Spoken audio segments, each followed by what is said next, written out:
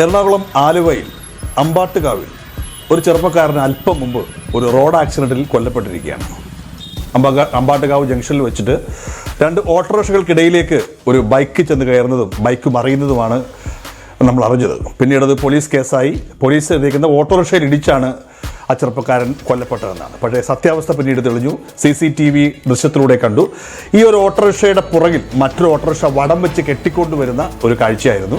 Visible ആയിരുന്നില്ല ഈ autorickshaw. കുറേ നാൾക്ക് മുമ്പ് എറണാകുളത്ത് മെഡിക്കൽ ട്രസ്റ്റിനടുത്ത് പോലീസ് കെട്ടിയ വടത്തിൽ ഒരാൾ വീണ് മരിച്ചതുപോലെ തന്നെയാണ്. ഈ വടം കണ്ടില്ല എന്നുള്ളതാണ് സത്യം.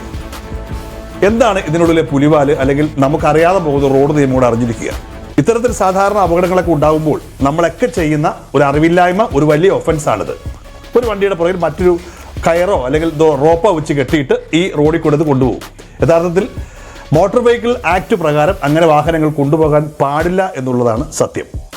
ഏതെങ്കിലും രീതിയിൽ വഴിയിൽ വെച്ച് നിങ്ങളുടെ വാഹനം ബ്രേക്ക് ഡൗൺ ആവുകയോ ഡാമേജ് ആവുകയോ ആക്സിഡൻ്റായോ ഉണ്ടായിക്കഴിഞ്ഞാൽ അത് ഇങ്ങനെ കെട്ടി വലിച്ചല്ല കൊണ്ടുപോകേണ്ടത്. അതിന് റിക്കവറി വാഹനങ്ങൾ, ടവിങ് വാഹനങ്ങൾ എന്ന് പറഞ്ഞാൽ പ്രത്യേകമായിട്ടുള്ള വെഹിക്കിൾസുകളുണ്ട്. വണ്ടി പിക്കപ്പ് ചെയ്ത് കൊണ്ടുപോകാൻ പറ്റിയ റിക്കവറി വെഹിക്കിൾസുകൾ വിളിച്ച് മാത്രമേ ഇത്തരം വാഹനങ്ങൾ വർക്ക്ഷോപ്പിലേക്ക് കൊണ്ടുപോകാൻ പാടുള്ളൂ എന്നുള്ളതാണ് നിയമം. പക്ഷേ പലപ്പോഴും നമ്മുടെ പോലീസും അത് ശ്രദ്ധിക്കാറില്ല, പല ആൾക്കാരും ശ്രദ്ധിക്കാറില്ല. പ്രത്യേകിച്ച് ഓട്ടോറിക്ഷ പോലുള്ള ചെറിയ വാഹനങ്ങളൊക്കെ വലിയ പണച്ചെലവുള്ള കാര്യമാണെന്ന് വിചാരിച്ചുകൊണ്ട് തന്നെ ഇത്തരത്തിലുള്ള ഒരു വടത്തിൻ്റെ പ്രയോഗമാണ്. വടം, ഈ ഒരു കാറ് തമ്മിൽ വടം വെച്ച് കെട്ടുക, ബൈക്കും തമ്മിൽ വടം വെച്ച് കെട്ടുക, ബസ്സുകൾ വരെ ഇങ്ങനെ വടം വെച്ച് കെട്ടിക്കൊണ്ട് പോകാറുണ്ട്. ഇതിന് രണ്ട് പ്രശ്നങ്ങളാണ് ഉണ്ടാവാറുള്ളത്. സാധാരണ വെച്ചാൽ ദൂരെ നിന്ന് വണ്ടി ഓടിച്ച് വരുന്ന ഒരാൾക്ക് ഇത് വിസിബിൾ ആവില്ല, ഇതിൻ്റെ ഇടയ്ക്കൊരു വടം എന്നുള്ള കാര്യം. ഇപ്പോൾ ഈ ആലുവ അമ്പാട്ടുകാവിലും പറ്റിയത് തന്നെയാണ്.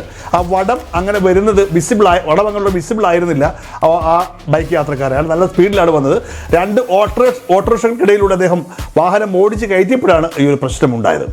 ഇപ്പോൾ സംഭവിക്കാൻ പോകുന്നത് വലിയൊരു കേസിലേക്ക് വരും. കാരണം ഈ ഒരു ഇതിന് ഇൻഷുറൻസ് കമ്പനിക്കാർ ഒരിക്കലും, നേരത്തെ പറഞ്ഞ ഓട്ടോറിക്ഷ ഇൻഷുറൻസ് കമ്പനിക്കാർ അതിന് ക്ലെയിം കൊടുക്കുമെന്ന് എനിക്കറിയില്ല. കാരണം എന്ന് വെച്ചാൽ ഈ ഒരു ഒഫൻസാണ് സംഭവിച്ചിരിക്കുന്നത്. അത്തരത്തിലുള്ള ഒഫൻസീവായിട്ടുള്ള കാര്യങ്ങൾ ചെയ്തു കഴിഞ്ഞാൽ ഇൻഷുറൻസ് കമ്പനികൾ ക്ലെയിം കൊടുക്കുകയില്ല എന്നുള്ളതാണ് സത്യം. ഇപ്പോൾ സംഭവിക്കാൻ പോകുന്ന ചെറുപ്പക്കാരൻ്റെ നഷ്ടപരിഹാരം ഈ രണ്ട് ഓട്ടോറിക്ഷയുടെ ഉടമസ്ഥർ കൊടുക്കേണ്ടി വരും എന്നുള്ളതാണ് സത്യം. ചിലപ്പോൾ അവരുടെ ലൈസൻസ് ഒക്കെ പോകുവാൻ സാധ്യതയുണ്ട്. നമ്മളൊക്കെ അറിയാതെ എപ്പോഴും ചെയ്തുകൊണ്ടിരിക്കുന്ന ഒരു വലിയ ഒഫൻസാണ്. അറിവില്ലായ്മ കൊണ്ടാണ് മിക്കപ്പോഴും ഇങ്ങനെ ചെയ്തു കഴിഞ്ഞാൽ കുഴപ്പമില്ല. പലപ്പോഴും അപകടങ്ങൾ ഉണ്ടാവാറില്ല, അതുകൊണ്ടാണ് രക്ഷപ്പെട്ടു പോയിക്കൊണ്ടിരിക്കുന്നത്. പക്ഷേ അപകടം ഉണ്ടായിക്കഴിഞ്ഞാൽ നിങ്ങളുടെ ജീവിതം തന്നെ നരകതുല്യമായി മാറുന്ന ഒരു വലിയ ഒഫൻസാണ് നിങ്ങൾ ചെയ്യുന്നത്. നിങ്ങളുടെ